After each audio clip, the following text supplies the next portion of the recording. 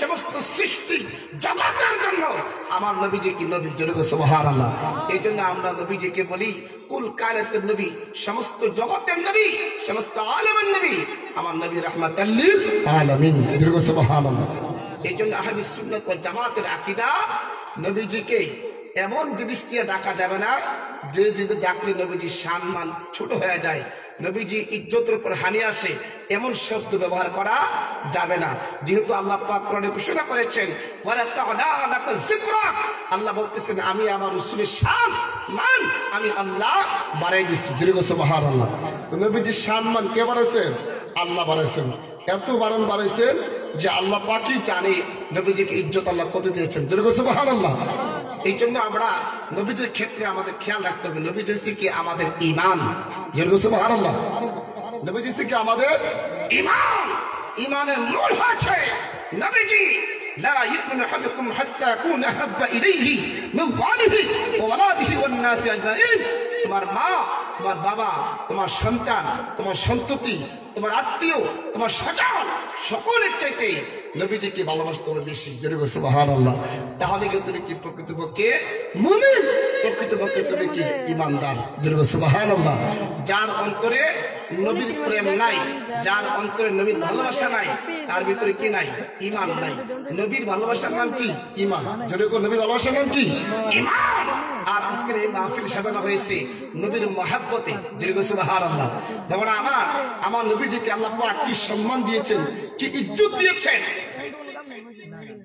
দয়াল নবীজি, নূর নবীজি, রাসূল পাক সাল্লাল্লাহু আলাইহি ওয়াসাল্লাম দুনিয়ার জাহিলি জিন্দেগি কালে আমার নবীজি যেদিন কুরবানি করতেন, নবীজি কুরবানি করার আগে আগে কিছু সংখ্যক লোক ছিল তারা নবীজির আগে কুরবানি করে ফেলতেন, যদি কোন নাউজুবিল্লাহ।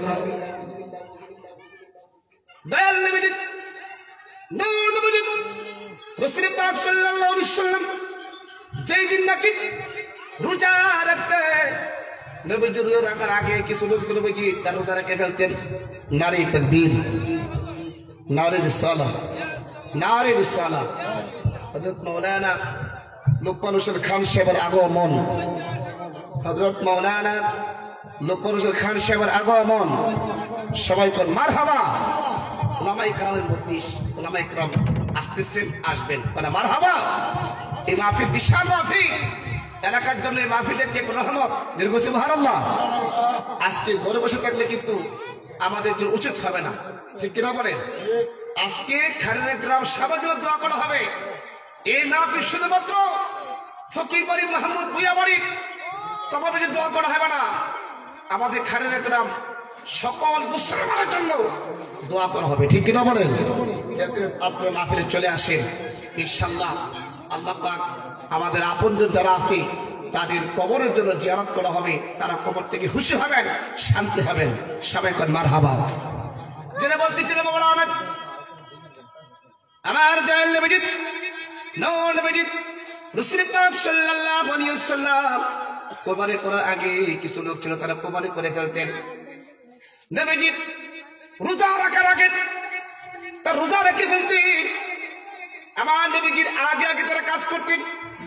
একদিন আল্লাহ রাব্বুল আলামিন কোরআন ঘোষণা করেন, ইয়া আইয়ুহাল্লাযীনা আমানু লা তুকদ্দিমু বাইনা ইয়াদাইল্লাহি ওয়া রাসূলিহি ওয়াত্তাকুল্লাহ ইন্নাল্লাহা সামিউন আলীম।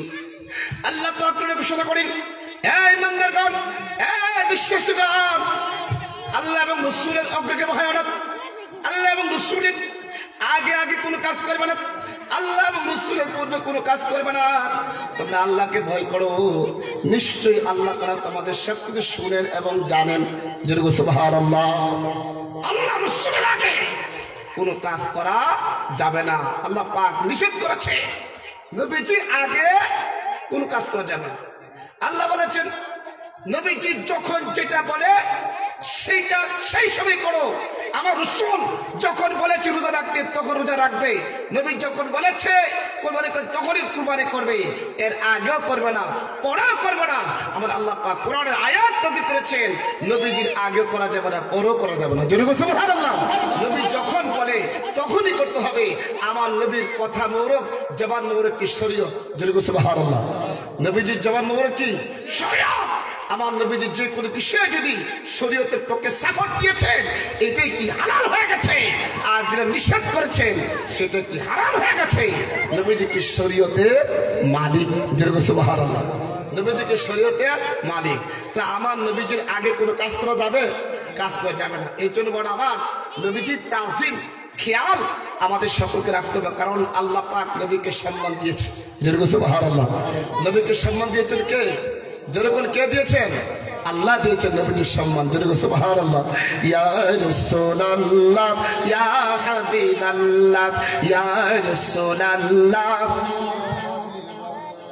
ইয়া রাসূলুল্লাহ, আমারি মওতের নিদান কালে থাকিবেন নবীজি আমার শিওরে, দেখিব আপনাকে আপন নজরে।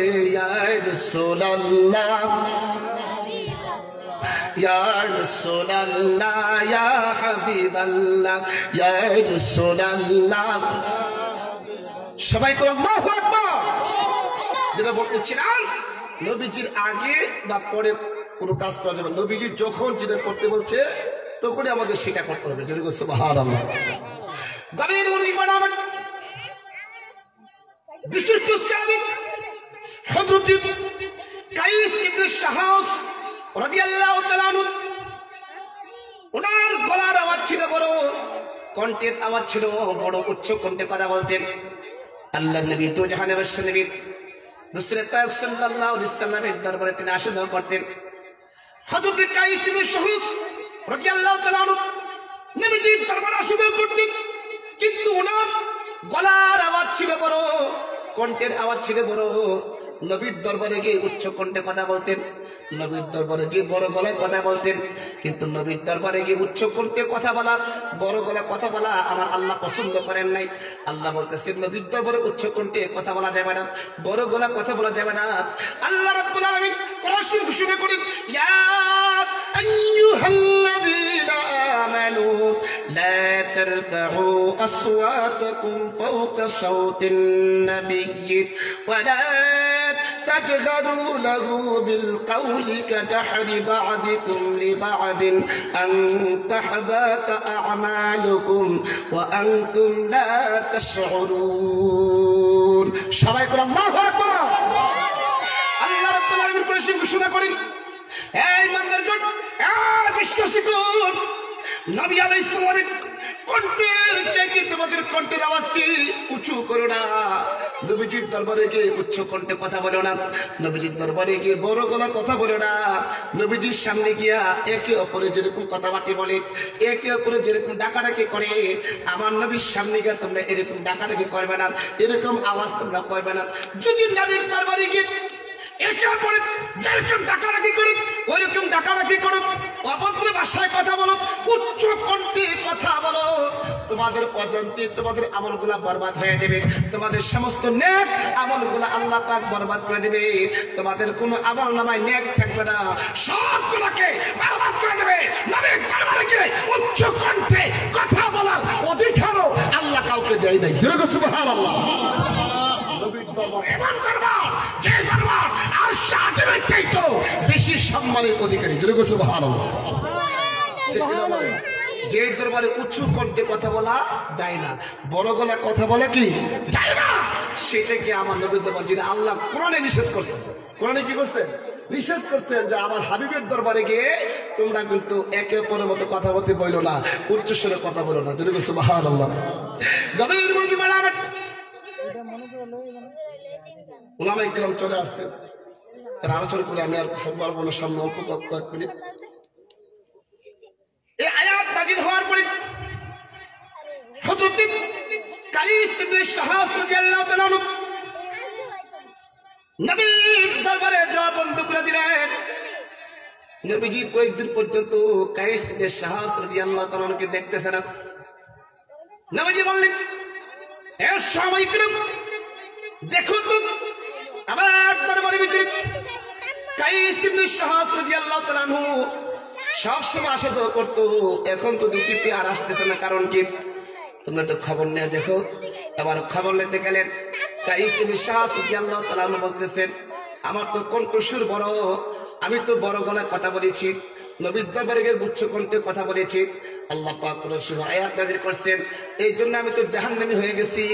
আমি ভয়ে আর রাসূলের দরবারে যাই না, আমার ভিতরে ভয় ঢুকে গেছে, আমার কণ্ঠস্বর বড়, আল্লাহর হাবিবের দরবারে গিয়ে উচ্চ স্বরে কথা বলেছি, আমি জাহান্নামী হয়ে গেছি, এই জন্য আমি আর যাই না। সাহাবায়ে কেরামকে যখন আমার নবীর দরবারে গিয়ে কাইস ইবনে শাহাস রাদিয়াল্লাহু তাআলা আনহু এই কথাগুলো বললেন, আমার নবীজি বললেন, এ সাহাবায়ে কেরাম, কাইস ইবনে শাহাস রাদিয়াল্লাহু তাআলা আনহু জান্নাতি। জোরে সুবহানাল্লাহ। কারণ কি? আয়াত নাযিল হওয়ার আগে যারা উচ্চ কণ্ঠে কথা বলেছে আল্লাহ পাক তাদেরকে maaf করে দিয়েছেন। আয়াত নাযিল হওয়ার পরে যদি কেউ উচ্চ স্বরে কথা বলে তাদেরকে আমার আল্লাহ আর ক্ষমা করবে না। জোরে সুবহানাল্লাহ। বাবা আমার এই আয়াত নাযিল হওয়ার পরে সাহাবায়ে কেরাম হযরত সাইয়েদনা আবু বকর সিদ্দিক রাদিয়াল্লাহু তাআলা আনহু, হযরত সাইয়েদনা ওমর ফারুক রাদিয়াল্লাহু তাআলা আনহু, সমস্ত সাহাবায়ে কেরাম আমার নবীর দরবারে আদবের সাথে, অত্যন্ত তাদিবের সাথে বলতেন, ইয়া রাসূলুল্লাহ, ইয়া হাবিবাল্লাহ, আপনি আমাদের এই কথাগুলো বলেন। নবীজির সামনে তাদিবের কথা বলতেন, আদব দিয়ে কথা বলতেন। জোরে সুবহানাল্লাহ। এই জন্য বড় আমার নবীজিকে নিয়ে যদি আমরা কথা বলতে হয় আদবের সাথে কথা বলতে হবে। নবীজিকে কথা বলতে গেলে ইজ্জতে কথা বলতে হবে। আমি যেটা বলতেছিলাম প্রথমত যে নবীজিকে বিশ্বনবী বলা যাবে না, বিশ্বনবী বললে নবীজির সম্মান কমানো হয়, ঠিক কিনা বলেন? যদি নবীজিকে বিশ্বনবী বলা হয় তাহলে যদি কেউ যদি বলে বিশ্ব আল্লাহ, বিশ্ব আল্লাহকে যেমন বিশ্ব আল্লাহ বলা যাবে না, নবীকেও বিশ্বনবী বলা যাবে না, ঠিক কিনা বলেন? আল্লাহকে বিশ্ব আল্লাহ বলে কি মানবেন?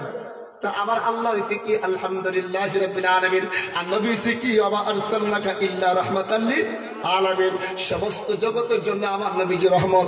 যতটুকু জায়গার জন্য আমার আল্লাহ স্রষ্টা, ততটুকু জায়গার জন্য আমার নবীজি রহমত। জোরে সুবহানাল্লাহ। তাহলে আমরা নবীজিকে বলবো কি ইয়া রাসূলুল্লাহ, ইয়া হাবিবাল্লাহ। জোরে সুবহানাল্লাহ, জোরে সুবহানাল্লাহ। এর পর আবার আজকে মাহফিল থেকে আমাদেরকে খেয়াল করতে হবে যে কোরআনের ভিতরে আল্লাহ পাক নির্দেশ দিয়েছেন যে নবীজির দরবারে গিয়ে উচ্চ কণ্ঠে কথা বলা যাবে না। আপনি যারা হজ করতে গেছেন তারা দেখবেন মক্কা শরীফ থেকে মদিনা শরীফের পরিবেশটা একেবারে শান্ত পরিবেশ। মক্কা শরীফে কিছু আওয়াজ করে, কিছু আওয়াজ হয় বিভিন্ন কারণে, কিন্তু মদিনা শরীফ গিয়ে দেখেন মানুষের জবান বন্ধ। সেখানে কি একেবারে জবান বন্ধ। মাছ যেরকম পানির থাকলে বোঝা যায় না, আওয়াজ নাই। মদিনা শরীফ সবাই ভয়ে কাঁপে, কোনটি বিয়াদবি হয়ে যায়, কোনটি বিয়াদবি হয়ে যায়।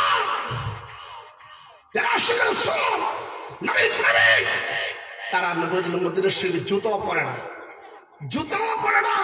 নবীর দরবারে কি আদবের সাথে তারা সম্পর্ক শুরু করে কোথাও কোনো বিয়াদবি হয়ে যায়। কারণ রসুলের সাথে বিয়াদবি হয়ে গেলে আমার আল্লাহ ক্ষমা করবে না, ঠিক কিনা বলে? আমার আল্লাহ কি ক্ষমা করবে না? অনেক লম্বা আলোচনা ছিল, ওদিকে যাবো না। বাবার আমার আল্লাহ পাক যেন আমাদের সবাইকে নবীজিকে তাজিম করার তৌফিক দান করুন, আমিন। মুক্তাসির একটু দোয়া করবো কয়েক মিনিট এই কবরশের জন্য, যিনি আজকে ফকির মাহমুদ ভুইয়াবাড়ি তারা এই মাহফিলটা করেছে, প্রত্যেক বছর করেন, তাদের কবরবাসীর জন্য করেন। আজকে একটু মুদ্রার জন্য একটু দোয়ার আয়োজন, ঠিক কিনা বলেন? আমি এই জন্য মুক্তাসির দোয়া করবো। আমাদের আপন জনরা এখানে শুয়ে আছে, ঠিক কিনা বলেন? আমাদের এই এই দরবারে খেদমত করছেন অনেক লোক এখানে শুয়ে আছেন। শামসুল কাকা এই বুরহানের আব্বা এখানে শুয়ে আছেন। আমাদের দরবারে অনেক লোক এখানে খেদমত করে করে শুয়ে আছে। তাদের যে দোয়া করা আমাদের অধিকার আছে, আমাদের কি আছে? অধিকার আছে। এই অনেক লোক আবু হানিফ সাহেব এই আমাদের দরবারে অনেক খেদমত করেছেন, তো তাদের জন্য একটু দোয়া করবো। মুক্তাসার বিসমিল্লাহ সাহেব, শাহ আলম সাহেব, জি বীর মুক্তিযোদ্ধা শাহ আলম সাহেব, এবং ওনারা অনেক কাজ করেছেন। তো এই জন্য তাদের সকলের জন্য আজকে মাহফিল তো ফকির ভুইয়াবাড়ির সবাই জন্য দোয়া হবে। তো আমরা বিসমিল্লাহ সূরা ফাতিহা একবার পড়ি না। বিসমিল্লাহ।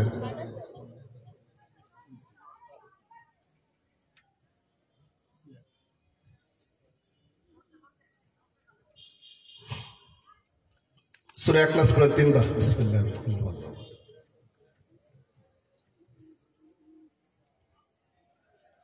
দুরূদ শরীফ পড়ে কয়েকবার। আল্লাহুম্মা সাল্লি আলা সাইয়্যিদিনা।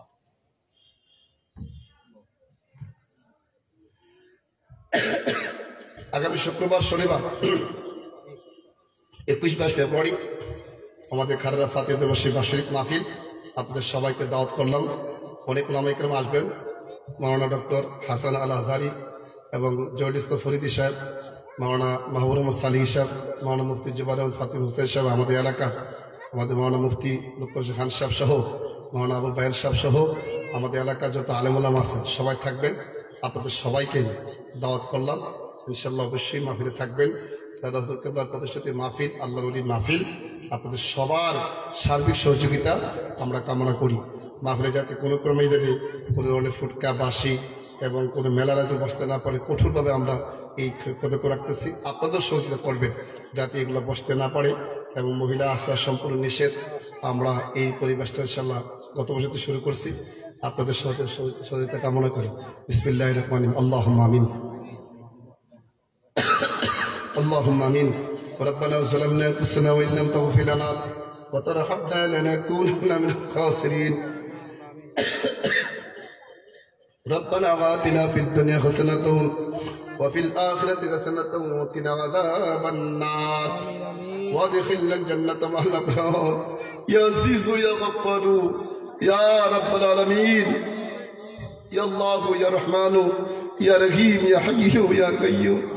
আয় আল্লাহ, আপনি আমাদের জীবনে গুনাহ মাফ করে দেন। আল্লাহ, আপনি আমাদের জীবনে গুনাহ মাফ করে দেন। জান্নাতের বাগানে বসেছি আল্লাহ, আল্লাহ জান্নাতের বাগানে বসেছি। আমার ডাইনে বামে ওলামা ইকরাম গণকে হাত তুলেছি। আল্লাহ, এই মাহফিলের ভিতরে আমার মতো গুনাহগার আর কেউ নাই, আমার মতো গুনাহগার আর কেউ নেই। আল্লাহ, আয় আল্লাহ, আমার মতো পাপী আর কেউ নেই। আল্লাহ, যার হাতটা আপনার কাছে পছন্দ লাগে আল্লাহ, তার হাতের উসিলা আপনি আমাদের সবাই মাফ করে দেন। আল্লাহ, মাহফিলকে উসিলা করে আপনি মাফ করে দেন। উলামা ইকরাম আলোচনা করবেন, আল্লাহ এগুলোকে উসিলা করে আল্লাহ আপনি আমাদেরকে ক্ষমা করে দেন, আমাদেরকে আপনি ক্ষমা করে দেন। আল্লাহ, বিশেষ করে মাহফিলের ওর পাশে বিশাল এক অবস্থান ফকির মাহমুদ মিয়া বাড়ির এই পারিবারিক অবস্থান, আল্লাহ এই অবস্থানে যারা শুয়ে আছে সকলের কবরে আমাদের মাহফিলের সব পৌঁছায়া দেন। আল্লাহ, সকলের কবরকে জান্নাতের বাগান বানায় দেন। আল্লাহ, সকলের কবরকে আপনি জান্নাতের বাগান বানায় দেন। আল্লাহ, আমাদের খারেরা গ্রাম তাম পৃথিবীর সকল মুসলমানের কবরে কবরে মাহফিলের সব পৌঁছায়া দেয়। আল্লাহ, যাদের আব্বা আব্বা দাদা দাদি নানা নানি শ্বশুর শাশুড়ি মাতৃবংশ পিতৃবংশ হকদের মাইয়ের আপন জন যারা কবরে শুয়ে আছে আল্লাহ, আল্লাহ প্রত্যেকের কবরে পৌঁছায়া দেন। রব্বির রহমহুমা কামা রাব্বায়ানি সগীরা রব্বির রহমহুমা কামা রাব্বায়ানি সগীরা। মাথার নিচু দিকে করে চোখটা বন্ধ করে আল্লাহর কাছে একটু বিনয় মনে করে, আল্লাহ গুনাহ করেছি, ভুল করেছি, এ জীবনে আর গুনাহ করব না। হাসরের ময়দানে আল্লাহ গুনাহগার বইলা ডাক দিও না। হাসরের ময়দানে আল্লাহ চোখটা বন্ধ করে সবাই কোন আল্লাহ আল্লাহ আল্লাহ আল্লাহ, আপনি আমাদেরকে মাফ করে দেন। জানি না দুনিয়া তার কতদিন থাকবো, জানি না দুনিয়া তার কতদিন থাকবো।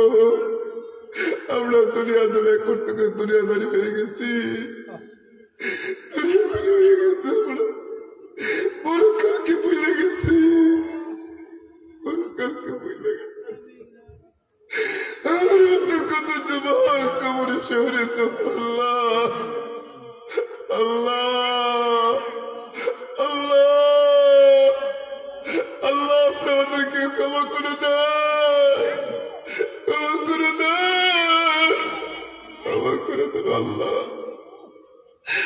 আজকের মাহফিলকে আপনি কবুল করেন আল্লাহ। যারা টাকা দিয়ে পয়সা দিয়ে চাউল ডাউল দিয়ে এই মাহফিলে সাহায্য করেছে সকলের দান আপনি কবুল করেন আল্লাহ। যারা এই মাহফিলে উদ্যোগ দিয়েছে আল্লাহ তাদের এই উদ্যোগকে আপনি কবুল করেন, প্রত্যেক মসজিদে করতে পারে আল্লাহ। কিয়ামত পর্যন্ত এই মাহফিলকে কায়েম এবং দায়েম রেখে দেন আল্লাহ। আল্লাহ এই ফকির মোহন ভূঁইয়া বাড়ির এই মাহফিলে যারা টাকা দিয়ে সাহায্য করেছে সকলকে আপনি আরো সম্প্রসারণ করে দেন আল্লাহ। মাহফিল ওসিলা করে বাড়ি থেকে সকল মুসিবত দূর করে দেন, আমাদের খারাপ কামতে সকল মুসিবত দূর করে দেন। নবীজিরত নাদা কাইয়াত মারানি দিও না আল্লাহ। নবীজিরত নাদা কাইয়াত মারানি দিও না আল্লাহ। নবীজিরত মারানি দিও না আল্লাহ। আপনি আমাদের সবাইকে মদিনার আশেক বানিয়ে দেন, মদিনার পাগল বানিয়ে দেন, মদিনার পাগল বানিয়ে দেন।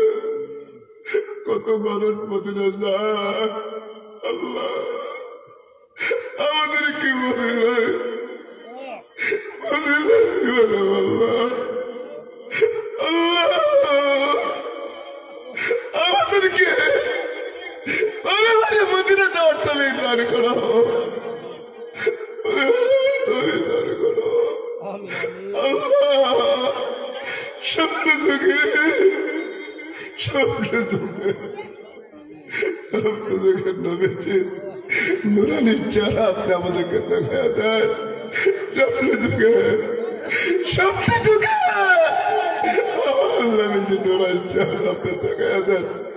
আল্লাহ মাহফিলে যারা নবীর জন্য কান্দে আল্লাহ সবাইকে নবীজির চেহারা বড় গোবর করে দেখায় দেন আল্লাহ।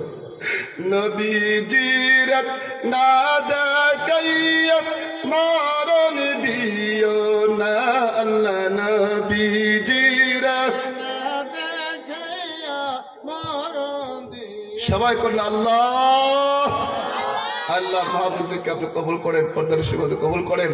সামনে রমজান মাস আসতেছে, রমজানের 30টা রোজা রাখার তৌফিক দান করেন আল্লাহ। আপনি আমাদের সবাইকে নামাজে বানিয়ে দেন, আহলে সুন্নাত ওয়াল জামাতের অনুসারী হয়ে আমাদেরকে চলার তৌফিক দান করেন। সুন্নি মুসলমান হিসেবে আল্লাহ কবুল করেন আল্লাহ। সুন্নি হিসেবে আপনি আমাদের কবুল করেন, সুন্নিয়ত হিসেবে আপনি কবুল করেন।